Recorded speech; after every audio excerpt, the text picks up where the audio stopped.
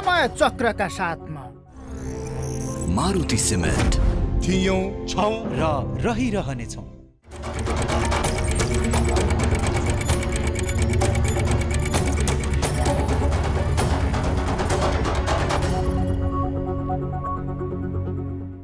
नमस्कार, समय चक्रमा तपाईलाई हार्दिक स्वागत छ दर्शकवृन्द। म सन्तोष बेके थापा। आफूलाई महाअभियानको अभियन्ता भन्दै सिस्टम र यो व्यवस्थाभित्रका दलहरू विरुद्ध बग्दै आएका दुर्गा प्रसाईले गणतन्त्र फ्याँक्नकै लागि पैसा मागे। प्रचण्डसँग 50 लाख, केपी शर्मा ओलीसँग 50 लाख माग्ने प्रसाईले दाबी गरेका छन्। देउबासँग पनि माग्ने बताएका छन्। तर राष्ट्रिय स्वतन्त्र पार्टीका सभापति रवि लामिछानेले धेरै कमाउन नभएको भन्दै उनीसँग मात्र 5 लाख माग्ने प्रसाईको भनाइ छ गणतन्त्र फ्याल्नका लागि। तर जसले यो व्यवस्था ल्यायो उसैसँग पैसा असुलेर गणतन्त्र फ्याँक्ने प्रसाईको तयारी बालहट जस्तो देखिए पनि उनले यसलाई नागरिक अभियान बचाउ अभियान भनेका छन्। तर प्रसाई जस्ता पात्रलाई अराजक बनाउने काम यिनै राजनैतिक दलहरूले गरिरहेका छन्। आगामी मङ्सिर 7 गते प्रसाई नेतृत्वको अभियानले काठमाडौँमा कार्यक्रम गर्दैछ। त्यही दिन एमालेको युवा दस्ताले समेत काउन्टर अट्याक गर्न खोज्दैछ। यी दुवैले खुल्ला एकअर्कालाई चुनौती दिएर भेट्ने निम्तो दिएका छन्, जसले आम नागरिक र मुलुकको शान्ति सुरक्षामाथि नै चुनौती दिने खतरा छ। सुरुमा हेरौँ यो रिपोर्ट। दुर्गा प्रसाईको दम्भले ठुला राजनैतिक दलको अहङ्कारलाई हल्लाइरहेको छ। अहिले दल भर्सेस प्रसाई बनेका छन्। केही समयदेखि आफ्ना विरुद्ध बोल्न थालेपछि दुर्गा प्रसाई विरुद्ध एमालेको शक्ति केन्द्रित बनिरहेको छ। अब सत्तामै भएका दलहरू पनि एक थान नाते प्रसाईको बोलीबाट तर्सिन थालेका छन्। फलत प्रसाई धेरै बोल्न थालेको भन्दै चुप लगाउन साइबर ब्युरोले बोलाएर सोधपुछ नै गरेको छ। तर प्रसाईले आफूलाई प्रहरीले नभई सत्ताले बोलाएर केरकार गरेको भन्दै यसको अर्थ आफूबाट सबै तर्सिएको दाबी गर्दै हिँडेका छन्। सम्भवतः सामाजिक सञ्जालमा भिडलाई उत्तेजित गरी चर्को बोल्दै हिँडेको आरोपमा आइतबार प्रहरीको साइबर ब्युरोले प्रसाईलाई बोलाएर सजग गराएको हो। प्रहरीलाई अट्टेर गरेको भए पक्राउ गर्ने सम्मको तयारी आन्तरिक रूपमा चलेको बुझिन्छ। तर उनी आफै उपस्थित भएर विषयलाई सल्टाएका छन्। केही समय यता उनी नेकपा एमालेका अध्यक्ष केपी शर्मा ओलीले कम्बोडियाको टेलिकममा 2700 देखि 3000 करोड रुपैयाँ लगानी गरेको दाबी गर्दै आएका छन्। फलत एमाले भित्रैबाट पनि उनलाई पक्राउ गर्नुपर्ने आवाज उठिरहेको छ। एमाले अध्यक्ष ओलीले पनि प्रसाईको भनाइलाई सार्वजनिक खण्डन गर्दै प्रमाणित गर्न चुनौती दिएका छन्। प्रसाईले पनि आफूसँग प्रमाण रहेको दाबी गर्दै झन विषयलाई बढाइरहेका छन्। तर दुवै पक्षले आफू सही छु भन्ने पुष्टि गर्न सकिरहेका छैनन्। यिनै प्रसाईले सोमबार मात्रै फेरि बृहत नागरिक मुक्ति आन्दोलनको घोषणा गरेका छन्, जुन आगामी 7 गते काठमाडौँमा भव्य तरिकाले हुने बताइएको छ। तर प्रसाईलाई काउन्टर दिन त्यसै दिन एमालेले बृहत शक्ति प्रदर्शनको तयारी गरेको छ। हाम्रो त पूर्व निर्धारित हो नि त। उनीहरूले त हामीलाई गर्न भनेको हेरौँ न हो, भिडौँ, एकपल्ट लडौँ न यिनीहरूसँग, एकपल्ट टेस्ट गरौँ न युवासँग कति रहेछन्, दुर्गा प्रसाईसँग कति रहेछन्। हिजो नालापानी किल्लामा नि महिलाहरूले लडेर यो देश बचाएको थियो। को लडाइँमा मेरो जिजु लडेको थियो, स्वर्गीय रामचन्द्र प्रसाई। युवासँग र केपी ओली लडेका थिएनन्, फुट्टी नलगाउँदा हुन्छ देश जोगाउनलाई। देश भूकम्पको चपेटामा परि रोइरहेको छ। जाजरकोट र रुकुम पश्चिम उदाडिएर सहयोगको याचना गरिरहेका छन्। तर हाम्रा अभियन्ता र ठुला भनिएकै राजनैतिक दललाई शक्तिको ध्वंस देखाउने हुटहुटी चलेको छ। प्रसाई जस्ता उग्र अभियन्तालाई तह लगाउन अघि बढेको एमालेको युवा संघले पनि 7 गते नै महँगी, भ्रष्टाचार र अराजकताका विरुद्ध विशाल कार्यक्रम गर्ने, तर कोही न्यु खोज्न आए पछि नहट्ने चेतावनी नै दिएर अघि बढेको छ। हामीलाई च्यालेन्ज गर्ने हो जोसुकै हो, त्यो आङ्गाडी शेर्पा हो कि त्यो दुर्गा प्रसाईमा विफटा हो कि को हुन्, जो हुन्, तपाईँले नोटिस गरेर देशभरि चाहिँ 8 लाख कार्यकर्ता जल्लो पर्छ गइहाल्ने। अब तपाईँले पऱ्यो नि कुरै भन्नु, तपाईँले पर्दा त झन् के गरेपछि जानकारी दिनु गर्नु सकेनौँ, हामीले हार्यौँ, हामीले फुटा खायौँ भन्ने। यी दुवैको पूर्व तयारी र खुल्ला चुनौतीलाई हेर्दा भिड्ने पक्का पक्की देखिन्छ। भिड्ने, लड्ने र कुट्ने भन्दा अरू कुरा उनीहरूले गरेकै छैनन्। यसले कतै देशलाई गृह युद्धमा धकेल्ने र अनाहकमा सर्वसाधारणले ज्यान गुमाउने अवस्था आउने त होइन। चिन्ता बढेको छ। देशको शान्ति सुरक्षामाथि नै यी दुवैका कार्यक्रम चुनौती बनेका छन्। हामी मुठभेडको राजनीतिबाट हामीले फरक किसिमको राजनीति गर्नु पर्यो के। जब दुर्गा प्रसाईले पहिले गरे त्यो डिक्लेयर गरे भने अरू पार्टीले अर्को दिन गरे भयो नि। आफ्नो स्ट्रेन्थ पार्टीको स्ट्रेन्थ त छँदैछ त्यो रूपमा। तर यसलाई के भन्दा एक अर्काका बिचमा चाहिँ मारकाटको अवस्था सिर्जना गर्नु त शान्ति सुरक्षाको खलल गर्नु भनेको त राम्रो कुरा होइन नि, होइन? त्यसैले हामीले त्यो कतै गौर घटना आकर्षित नहोस्। पर्साई मूलत यो व्यवस्थाका विरुद्ध अभियान चलाइरहेका छन्। पछिल्लो समय राजसंस्थासँग झुकाव राख्दै आएका उनलाई यो व्यवस्था नचाहेका राजावादीहरूले साथ दिइरहेका छन्। ब्याङ्क तथा वित्तीय संस्थाको हैरानीमा परेका नागरिकहरूले पनि साथ दिइरहेका छन्। सोमबार उनले घोषणा गरेको आन्दोलन पनि राजसंस्थाको पक्ष पोषण हो, अर्थात् गणतन्त्र फ्याँक्न आन्दोलन गर्ने र यही आन्दोलनले वारकी पार लगाउने दाबी उनको छ। उनले कतिसम्मको ठट्यौली घोषणा गरेका छन् भने गणतन्त्र फेल्नका लागि प्रचण्डसँग 50 लाख माग्ने, ओलीसँग 50 लाख र रवि लामिछानेसँग 5 लाख माग्ने सम्मको दाबी गरेका छन्। त्यसका लागि प्रधानमन्त्री पुष्पकमल दाहाल प्रचण्डलाई क्यूआर कोड नै पठाएको जिकिर समेत पर्साईले गरेका छन्। हाम्रा सम्माननीय प्रधानमन्त्रीलाई मैले क्यूआर कोड पठाइदिन्छु के दाइ, कमसेकम 50 लाख रुपियाँ पैसा क्याबिनेटबाट डिसिजन गरेर यो गणतन्त्र फ्याँक्नको लागि सहयोग गरिदिनुहोस् भनेर सम्माननीय प्रधानमन्त्रीलाई मेरो नेतृत्वमा व्यवस्था परिवर्तन गर्नको लागि म हजुरबुवालाई पनि कमसेकम 50 लाख रुपियाँ पैसा माग्छु। पाइयो नि त दाइ, होइन? यो हजुरबुवा कहाँ पुगोस् कुरो। साथै शेरबहादुर देउपा, रवि लामिछाने ज्यूसँग पनि उहाँको नयाँ पार्टी छ, कमसेकम उहाँले पनि 5 लाख रुपियाँ सहयोग गर्नुहोस्। उहाँ त्यति कमाइसक्नु भएको छैन। व्यवसायमा चुरुलम्मा डुबेपछि ऋणले थला परेका पर्साईको मुख्यतः अभियानमै शङ्का छ। यो सबै कार्य पर्साईले आफ्नै ऋण मिनाहाका लागि गरिरहेको आरोप पनि लागिरहेको छ। अर्थात् जति जति ब्याङ्कको सावा र ब्याज बढ्दै जान्छ पर्साई उति नै उग्र बन्छन्, किनकि पर्साईले 8वटा ब्याङ्कबाट 5.5 अर्ब रुपियाँ भन्दा बढी ऋण लिएका छन्। सो ऋणको सावा ब्याज बुझाउन गाह्रो परेदेखि उनी सडकमा उत्रिएको आरोप छ। पछिल्लो चैतदेखि उनले ब्याङ्कको ब्याज तिर्नै छोडेको आरोप पनि लागिरहेको छ। त्यसैले ब्याङ्कहरूमाथि लगातार आक्रमण गर्दै आएका पर्साईले मारवाडी समुदायका व्यापारीहरूलाई समेत निशाना बनाएर लखेट्ने अभियान नै चलाएका छन्।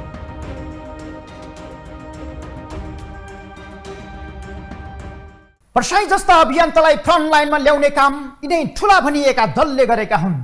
कुनै बेला प्रचण्ड, ओली जस्ता यही व्यवस्था चालकले पर्साईकै घरमा मार्सी चामल धोकेर उनीलाई रातारात चर्चामा ल्याए। त्यसपछि तछाड मछाड गर्दै आफ्नै पार्टीको राजनीतिमा भित्र्याए।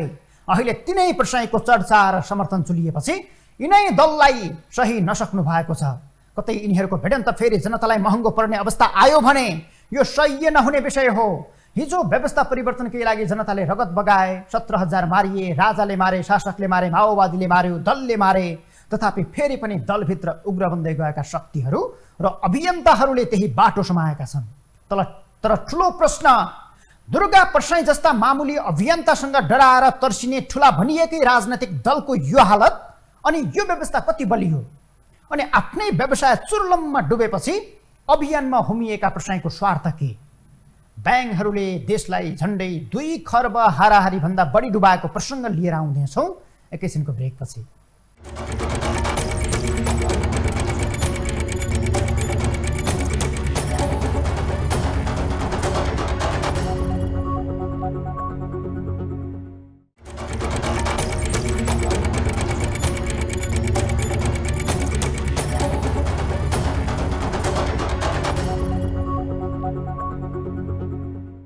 मारवाडी समुदायका व्यापारीहरूले देशको सिस्टम कब्जा लिएर डुबाउने काम गरे भन्दै तितो ओकल्ने पनि दुर्गा पर्साई नै छन्। प्रधानमन्त्री, मन्त्री मारवाडीहरूकै नियन्त्रणमा रहेको बताउँछन्। राजनैतिक दलका शीर्ष नेताको 7 खर्ब माथि पैसा मारवाडीको कब्जामा रहेको आँकडा देखाउँछन्। केपी ओली मारवाडीका पार्टनर रहेको ठोकुवा गर्छन्। मारवाडीसँग राजनैतिक दल र उच्च कर्मचारीको सेटिङ भएकै कारण देश आर्थिक रूपमा टाट पल्टिएको दाबी समेत गर्दै आएका छन्। तथापि पर्साईका धेरै कुरालाई आम रूपमा पत्याइँदैन। तर एउटा यस्तै तथ्य छ दर्शकवृन्द, हाम्रा देशका ब्याङ्क, वित्तीय संस्थामा सबैभन्दा ठुलो लगानी मारवाडी समुदायका व्यापारीहरूको छ। नाम चलेका र धेरै कमाउने ब्याङ्कहरू यिनीहरूकै छन्। तर देशलाई तिर्नुपर्ने रकम नदिएर उल्टै चलखेल गर्ने काम गरिरहेका छन्। यस्तै एउटा सूची देखाउँदैछौँ दर्शकवृन्द। 24 वटा वाणिज्य ब्याङ्क र 13 बिमा कम्पनीहरूले सरकारलाई तिर्नुपर्ने झन्डै 2 खर्ब हाराहारी रकम तिरेका छैनन्। उल्टै नतिर्नका लागि शक्ति केन्द्रमा धाउँदै मिलाउन खोजिरहेका छन्। हेरौँ रिपोर्ट। देशमा पैसाको खडेरी लागेर जनता भोकले प्याकप्याक्ती भएका बेला केही बैंकहरू पैसाको खातमा बसेर हात्ती भन्दा माथि भएर मोटाइरहेका छन्।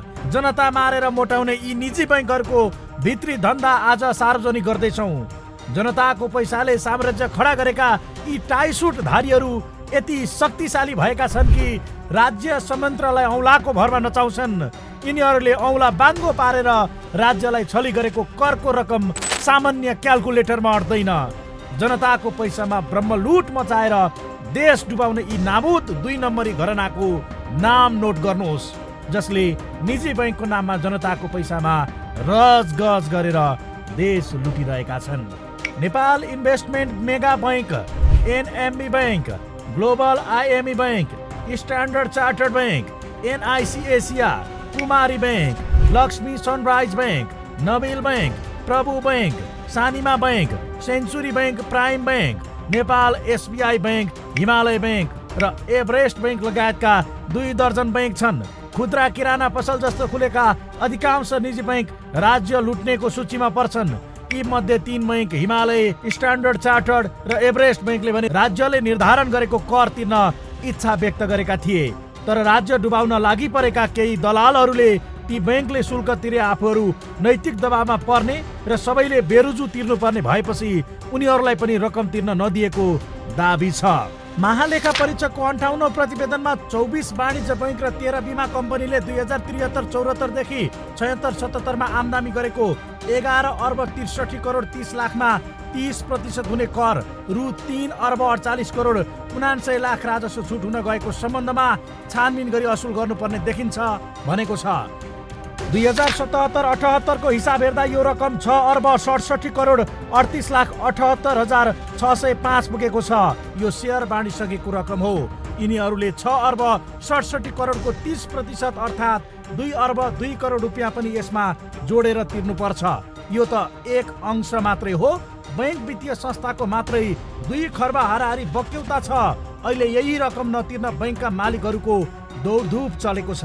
राज्यले चाह्यो भने बैंकले 1 घण्टामा तिर्छन्। किन भन्नुहुन्छ भन्दा हरेक कमर्सियल बैंकहरू र डेभलपमेन्ट बैंकहरूले झगडा कोष चाहिँ राष्ट्र बैंकमा राख्नुपर्छ। त्यो राष्ट्र बैंकले तत्काल चाहिँ सरकारको ढुकुटीमा हस्तान्तरण गर्न सक्छ। यो मध्ये मोटो रकम अर्ब नतिर्नेको सूचीमा छ एनएनबी बैंक, जसका मालिक हुन् पवन गोल्यान। गोल्यानले विद्युत र बैंकको बक्यौता नतिरेको भन्दै सामाजिक अभियन्ता दुर्गा प्रसाईले सार्वजनिक कार्यक्रममै भित्री पोल खोलेर नङ्ग्याएका थिए। देशको एक आर्थिक वर्षको बजेटको 1 हिस्सा बराबरको रकम यिनै निजी बैंक र वित्तीय संस्था चलाउने गोरख धन्दावाला माफियाहरूले झ्वाम पारेका छन्। अहिले यिनीहरूले राज्यलाई तिर्नुपर्ने बक्यौता तिर्ने हो भने जाजरकोट र रुकुम पश्चिमको भूकम्पमा परेका पीडितहरूलाई एकै पटकमा राहत र पुनर्स्थापना गर्न सम्भव छ। हामी त के भइरहेछ भन्दाखेरि तपाईको घरमा 1 युनिट अथवा 10 युनिट 20 युनिट जुन फ्री छ त्यो बाहेकको बिजुली बाल्नुभयो भने र तपाईले समयमा तिर्नु भएन भने तपाईको लाइन काट्ने। यहाँ उद्योगी व्यापारीहरू छन् जसले के छ अरबौं तिरेका छन्, तिनीहरूको लाइन नकाट्ने। त्यस्तो देश हो हेर्नुहोस्। अनि यहाँ समानताका कुरा गरेर हुन्छ? राज्य पक्षबाटै संरक्षण हुने रहेछ। नभए किन काट्दिन? जुकाले मान्छेको रगत चुसे जसरी राज्य लुटेर ढाडिएकाहरू अहिले यही रकम नतिर्न दौडधुप गर्दै भित्री सेटिङ मिलाउन लागि परेका छन्। महालेखा परीक्षकको कार्यालयले वर्षेनी यिनीहरूले तिर्नुपर्ने बेरोजुको विषयमा ताकेता गरेपछि कानुनको छिद्र खोजेर अदालत पुगेका छन्। त्यसका लागि बैंकको नाममा सधैँ रेटिङ र सेटिङ मिलाउने यिनीहरूले अहिले आर्थिक चलखेल गरेर राज्य डुबाउने खेलोमेलो सुरु गरेका छन्। स्रोतका अनुसार वकिल मिलाउन भन्दै ज्योति पाण्डेको नेतृत्वमा रकमको जोहो सुरु भएको छ। त्यसका लागि उनीहरूले दर्जनौं बैंक र वित्तीय संस्थाबाट प्रति बैंक 8 लाखका दरले करोडौं रुपियाँ उठाएका छन्। राज्य लुट्न पल्केका यी निजी बैंकका मालिकहरूलाई उपल्लो ओहदामा बस्नेहरूले ढ्याप मारेर कर तिर्नु नपर्ने ढाडस दिएका छन्। केही भरमा बसेका यिनीहरूलाई अहिलेका अर्थमन्त्री डाक्टर प्रकाश शरण महतले मङ्सिरसम्म बक्यौता नतिरे पाता फर्काएर बेरोजुमा पेनाल्टी उठाउने भनेपछि हस्याङ फस्याङ गर्दै अदालत पुगेका छन्। सरकारले बेरोजु उठाउने संकेत गरेपछि अदालत पुगेका बैंकका मालिकहरू सरकारलाई दबाउने गरी अदालतबाट आदेश ल्याउने तयारीमा छन्। उनीहरूलाई अदालतको बाटो देखाइदिने काम तत्कालीन अर्थ मन्त्रालयका एकजना नामुद सचिवले गरेको स्रोतको दाबी छ। अदालत गए भाका लम्बिने र खेल्न पाइने भन्दै सचिवको जुक्तिमा बैंकरहरू मुद्दा बोकेर सर्वोच्च पुगेका हुन्। 2073 सालदेखि राज्यलाई कर नतिरेर बठ्याइ गरिरहेका राज्यको रकम ठग्ने मालिकलाई सचिवले जुक्ति दिएपछि राज्यलाई कर तिर्ने भन्दा कसरी छल्न सकिन्छ भनेर निजी बैंकका मालिकहरू कानुनको छिद्र केलाउँदैछन्। उनीहरूले यो काम फत्ते गर्न नाम चलेका क श्रेणीका नामुद वकिलहरू हायर गरेका छन्। यसको छिनोफानो आउँदो कार्तिक 22 गते हुँदैछ। यदि बैंकको पक्षमा फैसला आए देशले ठूलो धनराशि गुमाउने र राज्य लुटिने पक्का छ। यद्यपि सम्मानित अदालतले महालेखाको प्रतिवेदनलाई टेकेर बक्यौता असुलका लागि आदेश गरे राज्यमाथि घात गर्ने यस्ता धन्दावालालाई नत्थी लगाउने बाटो खुल्नेछ।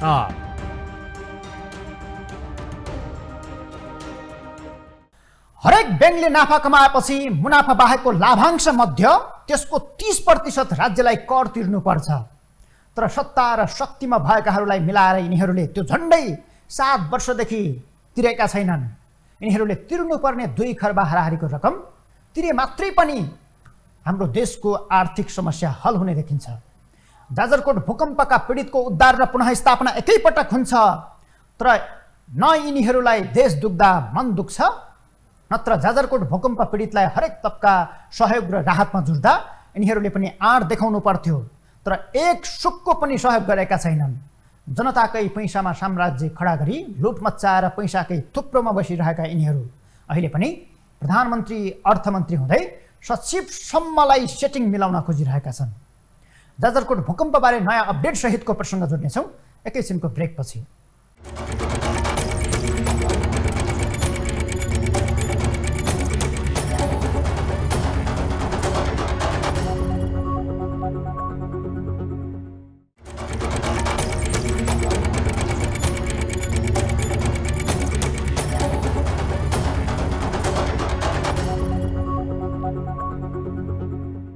शुक्रबार राति गएको भूकम्पले जाजरकोट र रुकुम पश्चिम तहस नहस बनाएको छ। 153 जनाले ज्यान नै गुमाएका छन्। सयौं अङ्गभङ्ग र घरबार विहीन भएका छन्। तर त्यसको झट्कालाई भुल्न नपाउँदै फेरि अर्को उस्तै शक्तिशाली भूकम्प गएको छ। सोमबार दिउँसो गएको भूकम्पले फेरि आधा दर्जन घर ढलेका छन्। केही घाइते पनि भएका छन्। मृतकको अन्तिम दाह संस्कार गर्न गएकाहरूकै भागाभाग भएको छ। यसै पनि विज्ञहरूले अझै ठुलो भूकम्प जान सक्ने प्रक्षेपणहरू गरिरहेका छन्। यसर्थ भूकम्प रोकिने छाड छैन। तैपनि यस्तो अवस्थामा आम नागरिक त्रसित भन्दा धेरै संयमित हुन आवश्यक छ। हेरौँ रिपोर्ट। ओह्रालो लागेको मृगलाई बाछाले पनि लखेड्छ भन्थे विपत्तिले झन् किन छाड्थ्यो र। शुक्रबारको शक्तिशाली भूकम्पले तहस नहस बनाएको जाजरकोट र पश्चिम रुकुमलाई सोमबार फेरि घाउमाथि चोट थपेर पराकम्पनले थिलथिलो बनाएको छ। शुक्रबारको भूकम्प आलै भएका बेला सोमबार फेरि जाजरकोटको बारेकोट गाउँपालिका 1 रामी डाँडा नै केन्द्रबिन्दु भएर 5.8 रेक्टर स्केलको पराकम्प गएको हो। आजको शक्तिशाली पराकम्पनले भेरी नगरपालिकामा धेरै घर भत्किएको छ भने केही व्यक्ति घाइते भएका छन्।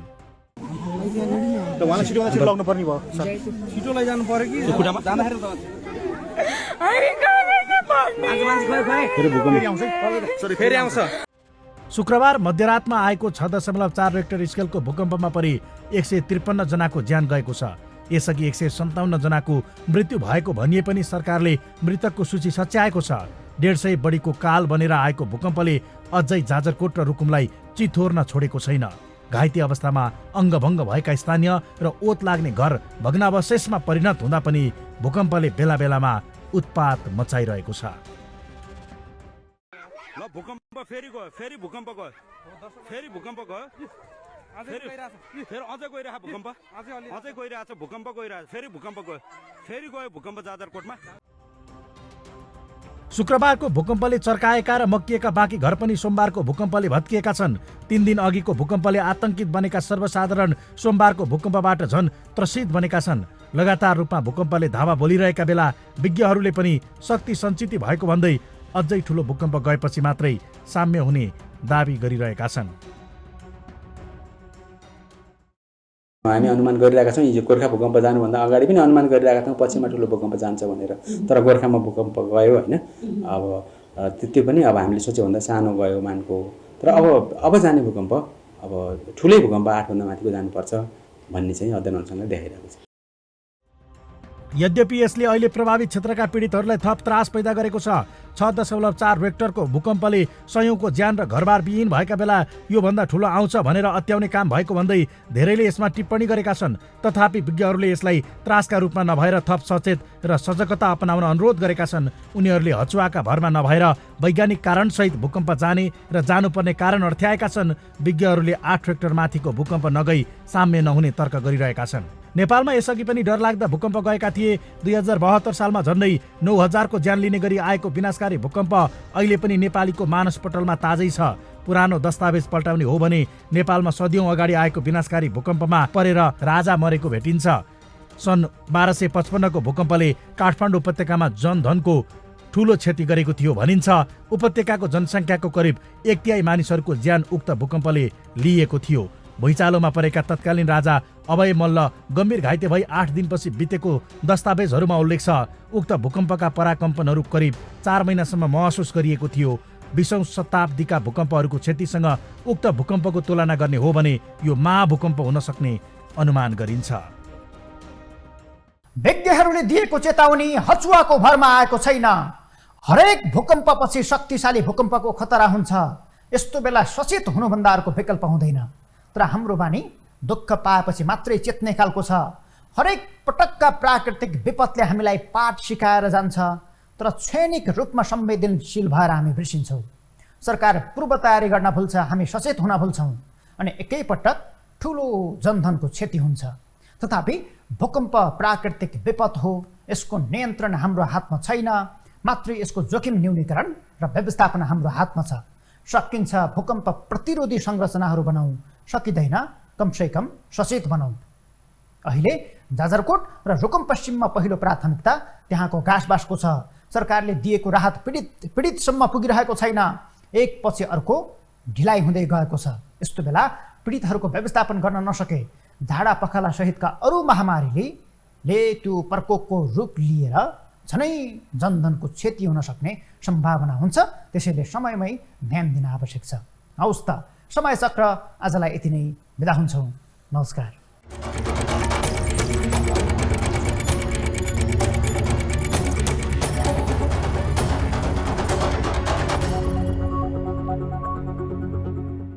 समय चक्रका साथमा मारुति सिमेन्ट थियौं, छौं र रहिरहनेछौं।